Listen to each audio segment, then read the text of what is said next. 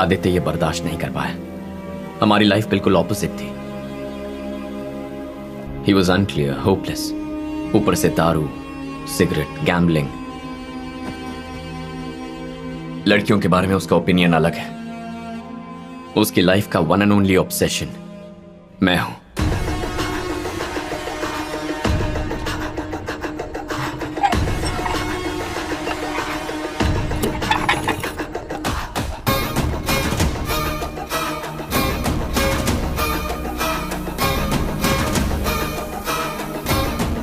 कैसे भी करके मेरी लाइफ को डिस्टर्ब करना, सिर्फ यही उसका मकसद रहा है।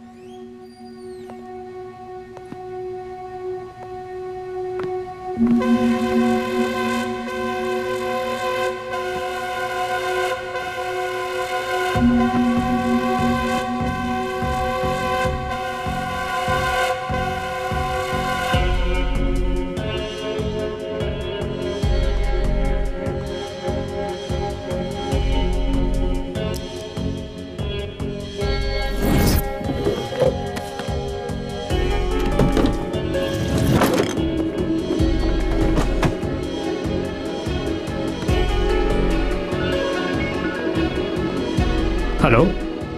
महिमा के लिए जो डायमंड रिंग ली थी कहीं मिल नहीं रही। मतलब? जरूर उसी का काम होगा। डिपार्टमेंट में कोई पहचान का है क्या? मैं देखता हूँ।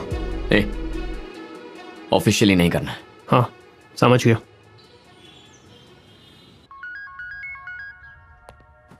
वही है सिद्धू। हमने बहुत कोशिश की सर। अगर ज्यादा मारेंगे तो वो मर जाएगा। उस रिंग और उसमें कोई संबंध नहीं है। ओके, आप लोग जाइए।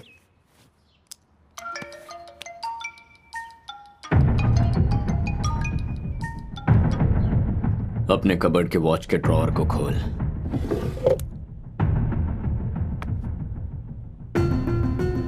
रिंग है ना?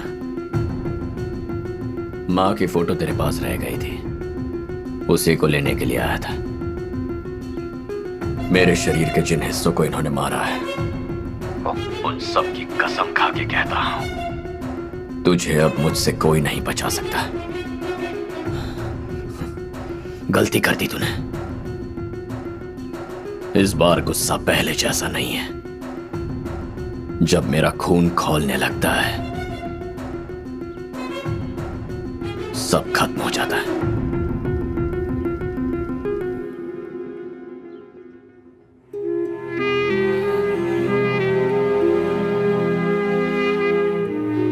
उस इंसिडेंट के बाद मैंने उसे आज देखा। सारी बातें अपने दिल में रखकर मुझे इस केस में फंसाना चाहता है। मैडम, मुझे लग रहा है कि ये जो कह रहा है वो बिल्कुल सच है। सर, ये झूठ बोल रहा है सर। अगर इसने खून नहीं किया तो भागने की कोशिश क्यों किया? हाँ सारथी। अरे नागेंद्र, सिद्धार्थ तो गया। एक मिनट रुक। काम खत्म हो गया है, जल्दी से ऑफिस में आ जा। भूपति सर, आप दोनों को सीआई साहब बुला रहे हैं। सुधा, चल साथ में। राघव। मैडम। क्या हुआ? पता नहीं मैडम, सीआई सर ने दोनों को बुलाया। ठीक है, तुम वेट करो। Okay madam. इतना सब बोल दिया, पर सीआई सर ने एक सवाल किया था, उसका जवाब नहीं दिया। रजिस्ट्रेशन करना है कहकर पार्टी से निकले थे, पर दूसरे दिन रजिस्ट्रेशन के लिए नहीं पहुंचे। कहाँ थे?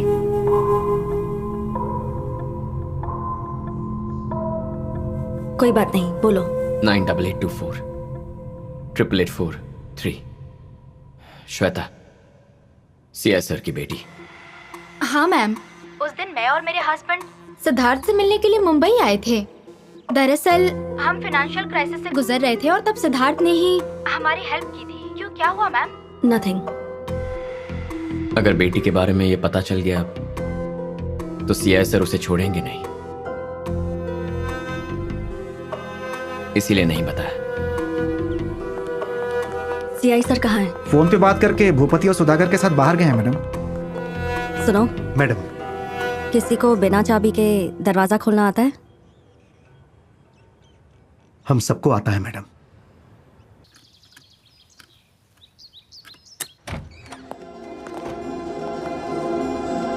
कार की चाबी कहाँ है, ढूंढो। Okay madam. क्या सिद्धार्थ पर आप अभी तक भरोसा नहीं कर पा रही हो? मर्डर जिस दिन हुआ उस दिन कार का टायर पंक्चर होने की वजह से वो घर 3 घंटे लेट पहुंचा। ये साबित करने के लिए हमारे पास कोई भी स्ट्रॉन्ग एविडेंस नहीं है। कैब सर्विसेज में मैडम, कार कीज। अभी पता चल जाएगा कि असली कातिल कौन है।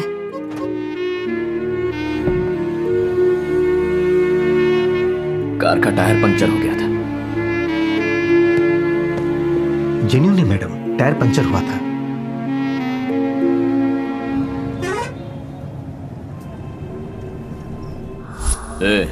तुझसे पुलिस पूछताछ करेगी। क्या कहा? 2 तारीख को तुझे तेज बुखार था, मैं तेरे साथ बाजू में ही था, यही बोलना। उसके बाद यहाँ से भाग जाना, कहीं भी 2 दिन से ज्यादा मत रुकना, चलते रहना। पुलिस आएगी, सवाल करेगी तूने ऐसा क्या किया? बाप जी को पैसे कहाँ से दिए तूने? जितना बोला उतना कर। गाड़ी में डीजल है या नहीं पहले नहीं चेक कर सकते? सॉरी मैडम, 5 मिनट में लेके आता हूं। जल्दी जाओ। Okay madam. बोलो राघव।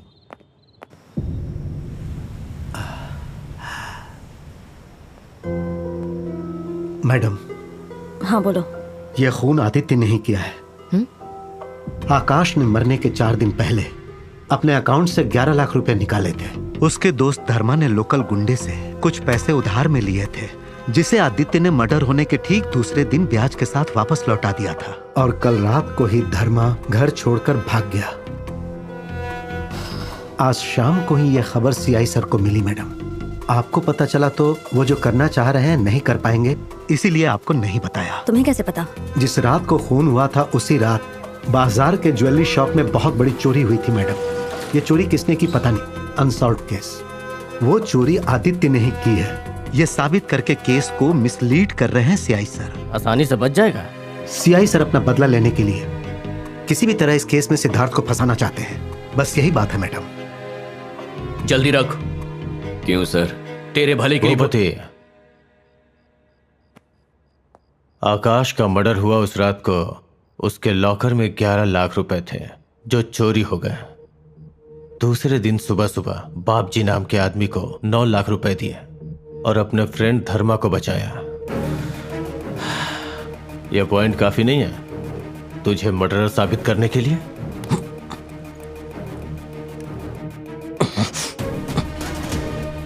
वो पैसे मैंने जुए में जीते थे सर। क्या कहा? वो 9 लाख रुपए मैंने जुआ खेल कर जीते थे सर।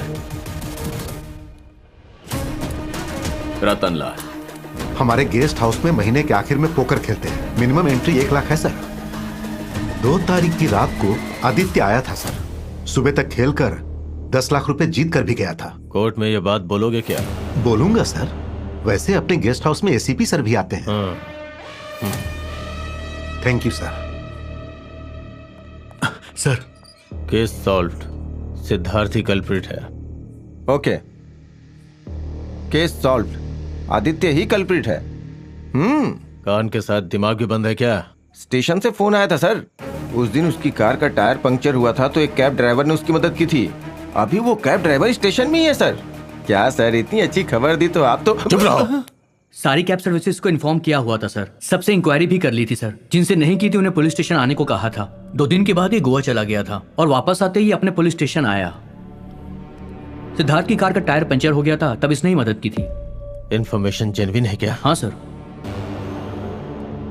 जिस दिन खून हुआ था उस दिन आदित्य गेस्ट हाउस में आकर जुआ खेल रहा था। इस बात की पुष्टि खुद सेठ ने की है। तो आकाश को आदित्य ने नहीं मारा। खून हुआ उसी टाइम पर सिद्धार्थ की कार का टायर पंक्चर हुआ, तो उसकी मदद करने के लिए जो ड्राइवर आया वो गवाह है। तो आकाश को सिद्धार्थ ने भी नहीं मारा। दोनों को कोर्ट में पेश करने के अलावा और कोई ऑप्शन नहीं है। कोर्ट को ही डिसाइड करने दो। जहां से हमने शुरुआत की हम फिर वहीं आ गए। क्या करें, कुछ समझ में नहीं आ रहा था। केस 7 महीना तक चला। आखिरकार जजमेंट आ ही गया। CC 220/2019 आदित्य सिद्धार्थ। कोर्ट ऐसा फैसला सुनाएगी ये सोचा नहीं था।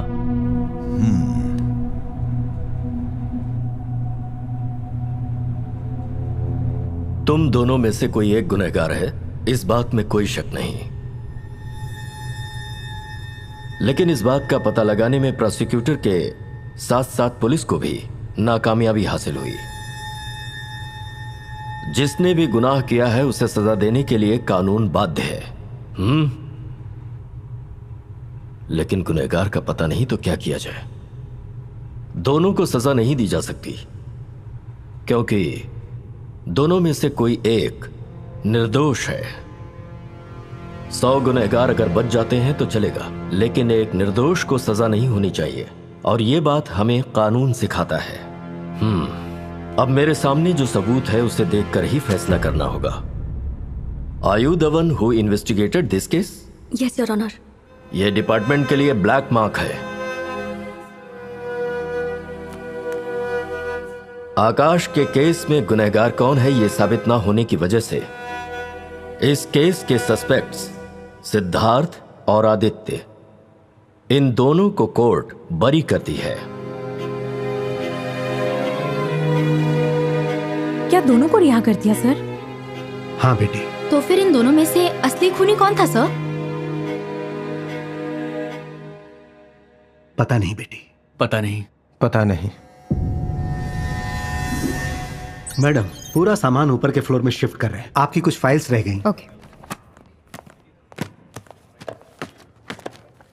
ये फोटो सिद्धार्थ के घर वापस रखने को कहा था ना? सॉरी मैडम, भूल गया था। दे दीजिए मैडम, मैं राघव के हाथों भेज दूंगा। वो लड़की है क्या? 7 महीने तक केस चला, फिर भी ये लड़की सिद्धार्थ से मिलने एक बार भी नहीं आई। जब उसके घर से ये फोटो मिली थी तभी ही मैंने उससे पूछा था। उसने कहा मर्डर का चार्ज लगा है और जेल गया है, इसलिए ब्रेकअप हुआ।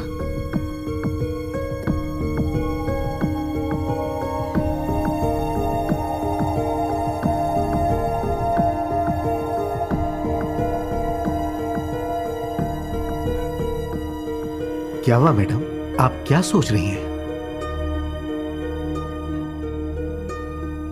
पहली बार जब सिद्धार्थ को इंक्वायरी के लिए यहाँ लेकर आए थे तभी उसे फोटो एविडेंस दिखाकर पूछा था, याद है? क्या हुआ, याद है कि नहीं? जी याद है।